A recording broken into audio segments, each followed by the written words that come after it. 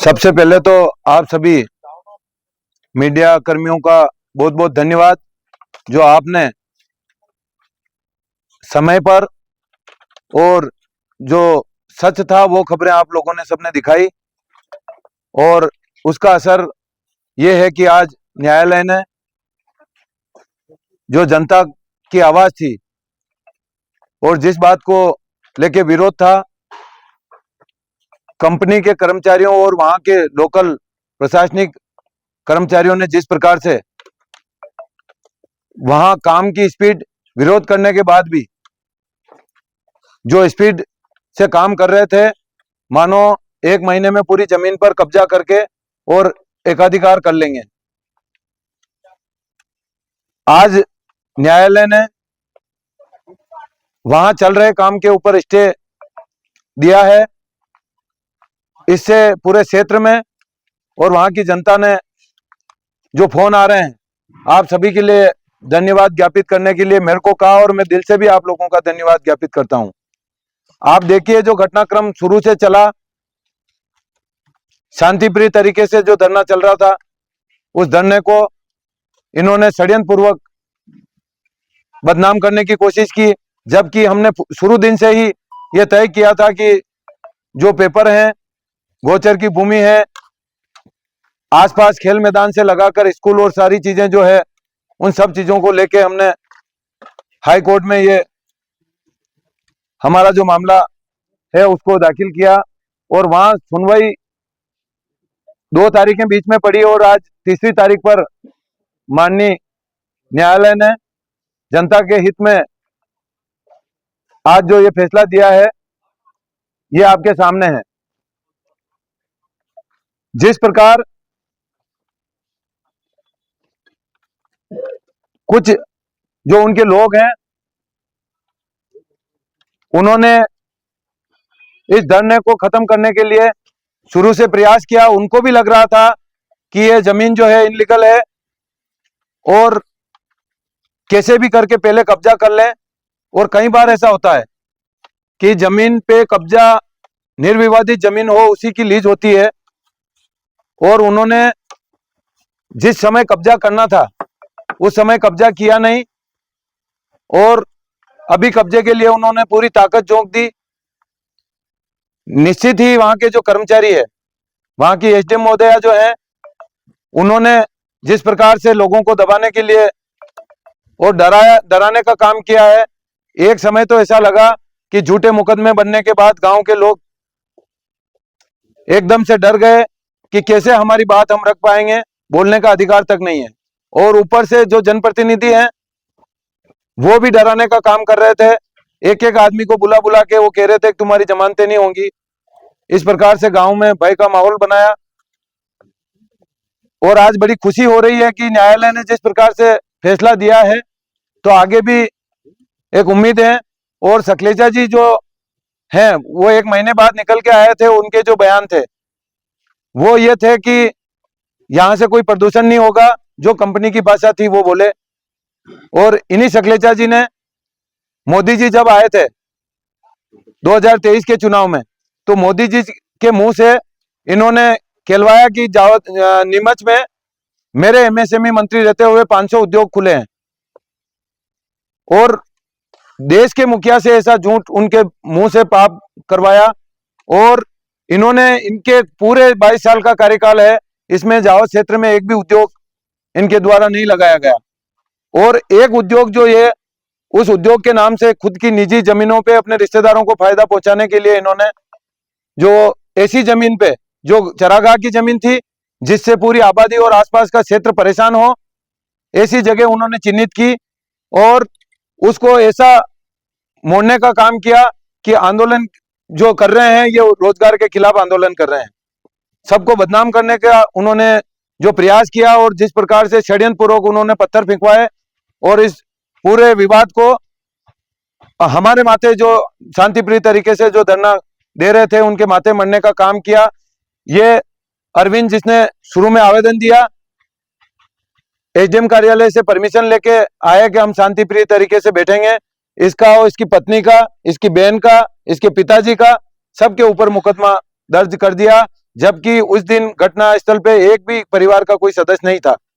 महिलाएं धरना दे रही थी, महिलाएं धरने के वहां गई और सारी चीजें जो है, और शासन से मांग की है हमने कि जो जो इसमें दोषी हैं, जिन्होंने ये पूरा विवाद करवाया, जानबूझ के धरना स्थल और धरने में जो बैठे लोगों को बदनाम करने का जो काम किया उन्होंने, उनके खिलाफ जांच हो, कौन लोग थे, किस प्रकार से उन्होंने पूरी घटनाक्रम जो है इसको अंजाम दिया। उसके बाद मुकदमा दायर करके सब लोगों के ऊपर एक डराने के लिए उन्होंने कि हमारा काम जो है निरंतर चलता रहे और कोई भी आवाज हमारे खिलाफ नहीं निकाल पाए।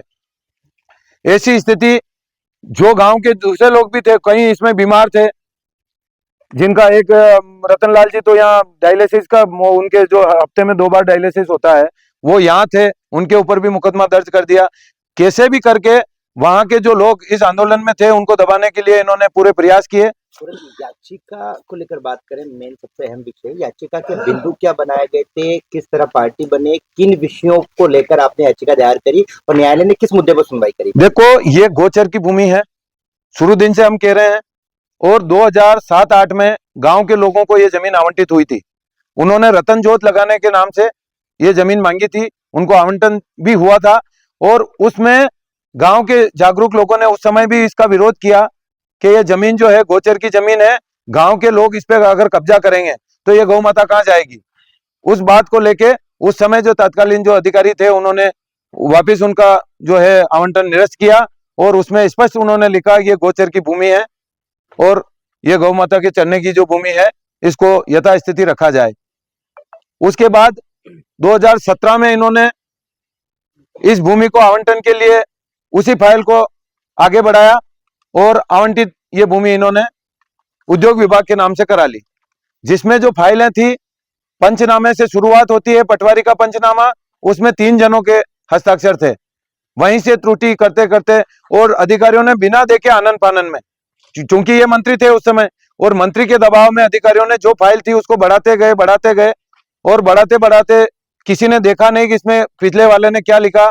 जो वहां की भूमि होती है उसका 2% उसमें लिखा है, 2% भूमि अगर उद्योग को देते हैं तो इसमें किसी की जो है हितों का प्रभाव नहीं पड़ेगा और हित प्रभावित नहीं होंगे। ऐसी स्थिति में उसमें भी जो है जमीन का उसका रेशो देखें 2% के हिसाब से तो बहुत कम बनता है, और इनको आवंटित ज्यादा कर दी। उसके बाद जो है कलेक्टर के पास ये फाइल पहुंचती है, उस समय जो तत्कालीन कलेक्टर थे, उसमें भी जो उन्होंने लिखा है कि ये भूमि उद्योग के लिए कभी नहीं दी जाए, उसमें जो लाइन है वो क्लियर लिखा है कि ये भूमि आवंटित की जाती है लेकिन उद्योग इस पे कोई भी नहीं लगे। ऐसी बहुत सारी चीजें थी। ये सब चीजों को लेके हम हाई कोर्ट गए और ये 3री तारीख पे आज जो न्याय मिला है, और आगे जो उनको नोटिस देके उनसे भी जो डॉक्यूमेंट है या जो चीजें हैं उस पे केस चलेगा।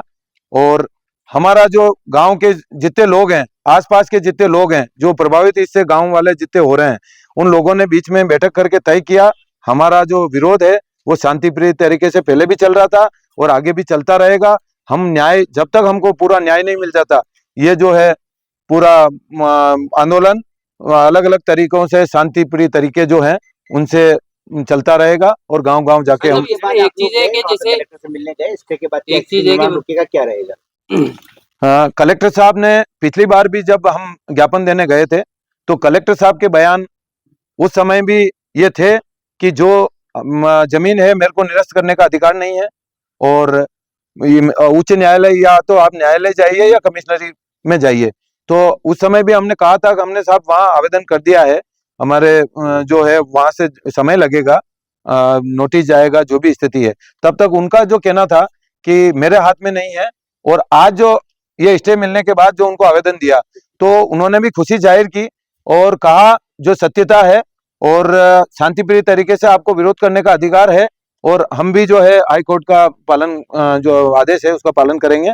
ऐसी स्थिति उनके द्वारा। जैसे आपने इसमें एक चीज मेंशन करी है कि प्रकरणों की जांच की आप मांग करेंगे, झूठे प्रकरण जो है पुलिस ने बनाए, इसमें जावद एसडीएम के निर्देश की बात आपने लिखी है कि उनके निर्देश पर झूठे प्रकरण बनाए गए, झूठे प्रकरण बने, इसकी जांच की आप मांग करेंगे, और जांच होने के बाद में मान लीजिए प्रकरण वास्तविकता में झूठे निकलते हैं तो जो जिनके निर्देश पे प्रकरण बने हैं या जिन्होंने प्रकरण बनाए, क्या उनके खिलाफ भी कार्रवाई की मांग आप करेंगे? बिल्कुल कार्रवाई की मांग करेंगे। हमने शिकायतें कर दी है उनके नाम की, झूठा प्रकरण बनाया है। और एसडीएम महोदया ने तो पूरा ये जो प्रकरण है, माननीय सकलेचा जी के कहने से लगातार उन्होंने जिस प्रकार से लोगों के आज अधिकारियों की भाषा जो है, वो सारे अधिकारियों से मिल रहे हैं, जिस प्रकार से उनकी भाषा शैली रही शुरू से, डराने का उन्होंने काम किया है। पहली बैठक जब ली उसमें भी उन्होंने लोगों को डराने का काम किया है, तो इससे निश्चित ही दिख रहा है। और आप मैंने जो लिखा है इसमें, जो राजेश जी जैन है ये कंपनी वाले, और सकलेचा जी जो है वहां के मंडल अध्यक्ष जी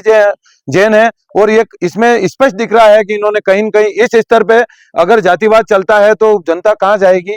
और ये सारी चीजें शिकायत करके हमने जो है ऊपर जो वरिष्ठालय को भेजी है, और इसमें हमें वहां पे भी उम्मीद है कि पूरा हमको न्याय न्यायालय से स्टे मिल गया, अब आपकी सत्याग्रह, जल सत्याग्रह आंदोलन कई तैयारियां थी, क्या वो 1 महीने के लिए स्टॉप हो जाएगी? क्या रहेगी रूपरेखा? देखो, ये जो विरोध है ये निरंतर अभी माननीय न्यायालय ने जो आदेश दिया है, ये इतनी तानाशाही इनकी चल रही थी कि काम रोकने के लिए तैयार नहीं। वहां पुलिस प्रशासन खड़ा है, रात दिन उन्होंने जो है वहां खड़े रह के काम किया, और निर्माण कार्य निरंतर उनका चालू था। वहां खेल मैदान जो है अंदर, पिछले 1.5 महीने से वहां काम चल रहा है, बच्चे वहां खेलने नहीं जा पाए। आप देखो युवाओं को कितनी परेशानी हो रही, गौ माता वहां चरने नहीं जा पा रही है। उन्होंने बाउंड्री पूरी उसको कवर करने का काम किया है, तो कितनी पीड़ा थी, कितनी परेशानी थी। आज जो स्थिति बन रही है, ये हाई कोर्ट ने जो स्टे दिया है, मतलब वहां काम जो चल रहा है वो आज रुक जाए।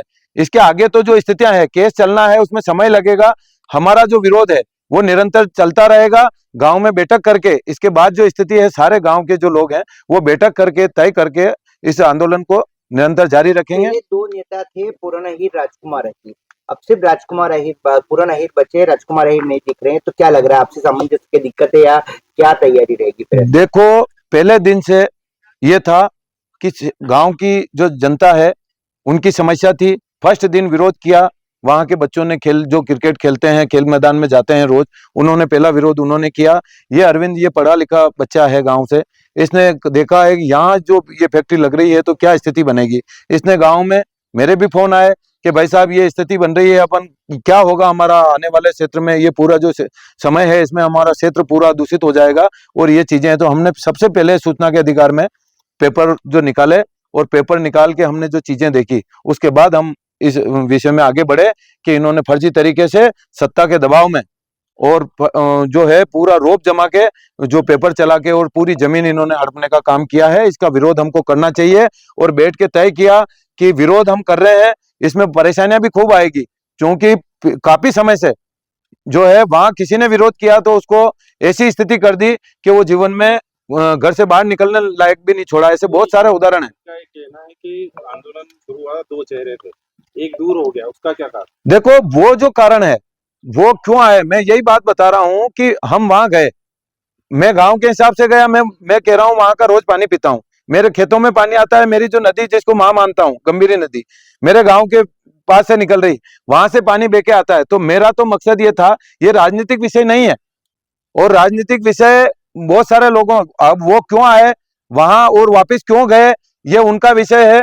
वहां किसी ने निमंत्रण दिया नहीं। जनता के बीच में कोई नेता आकर बैठता है तो उसकी मर्जी, और जाए तो भी उनकी मर्जी, ये जनता का विषय है। इसके लिए जो जनता पूरी एकजुट होकर पूरे क्षेत्र की, मोरवन के ही नहीं, आसपास के जितने गांव लग रहे हैं 25-30 गांव, सब लोग कह रहे हैं, लगातार फोन कर रहे हैं। विश्वास है उनको कि हमारे जो नेता को हमने वोट दिए हैं, आगे बढ़ाया है, और जिस प्रकार से उन्होंने, मैं जब समझता ही नहीं था, 21 साल की उम्र में सरपंच बनाया मेरे को, तो मेरा विश्वास, मेरे ऊपर जो जनता को विश्वास है, उस विश्वास पे खरा उतरना, और मैं आखिरी दम तक जनता के लिए जो लड़ाई है वो लड़ता रहूंगा। विभाग ने आपको हमेशा कहा है कि जीरो लिक्विड डिस्चार्ज प्रक्रिया को लेकर फैक्ट्री का क्षेत्र पर कोई असर नहीं होगा।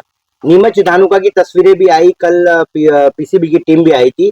क्या लगता है कि मतलब फैक्ट्री का जो प्रशासन दावा कर रहा है कोई असर नहीं होगा, उसको लेकर क्या सोचते हैं? देखो, ये तो स्पष्ट सामने है। धानुका की खबरें आपने चलाई, और जो खबरें चली पूरी मीडिया ने जो चलाई है, वो खबरों का असर, अधिकारी अभी आए हैं, वो दबाव है मीडिया में। जिस प्रकार से मामला नीमच का हाईलाइट हुआ है, ऐसी स्थिति में वो दौड़ के आए हैं। बाकी आप शिकायतें करते रहो, कौन सुनने वाला है। बहुत सारी ऐसी स्थितियां हैं क्षेत्र में, आप देखिए कहाँ क्या हो रहा है। एक ये गोल्ड क्रश जो सीमेंट फैक्ट्री डल रही है, वहां जहां से मैं जनपद सदस्य हूँ, वहां का किसान है पाटीदार, उसकी 1.5-2 बीघा पे बाउंड्री बना दी, वो आवेदन दे दे के थक गया। जब उद्योगपति आते हैं तो आप सोचिए 125 करोड़ के लगभग की आज वहां की उसकी सब्सिडी है, 500 करोड़ की जमीन वो लेके बैठ रहा है। तो आप सोचिए किस स्तर तक वो जा सकते हैं, पैसे के बल पे किस किस को दबाने का काम वो करते होंगे। जो स्थितियां है, ये जो मतलब आज जो जांच हुई है, और जांच के बाद बहुत सारी ऐसी जगह है जहां कोई जांच करने नहीं जाता है। और ये जीरो लिक्विड वाली जो बात है, ये तो 100% कोई जो बोल रहा है वो झूठ बोल रहा है। सारी जितने भी उद्योग है, टेक्सटाइल मिल हो या दूसरे उद्योग हो, वो सब आसपास के लोगों से, गांव के लोग गए हैं, गांव गांव जहां जाके देखा है, सब जगह जहां फैक्ट्रियां लगी, गांव वालों से पूछा है क्या स्थिति, उन्होंने एक ही राय दी है। सोशल मीडिया पे जो डाल रखा है उस पे कमेंट आ रहे हैं कि आप भूल के भी ऐसी गलती मत कर लेना, किसी के बहकावे में मत आ जाना, ये लोग जीना हराम कर देंगे आपका, और कोई सुनने वाला नहीं मिलेगा।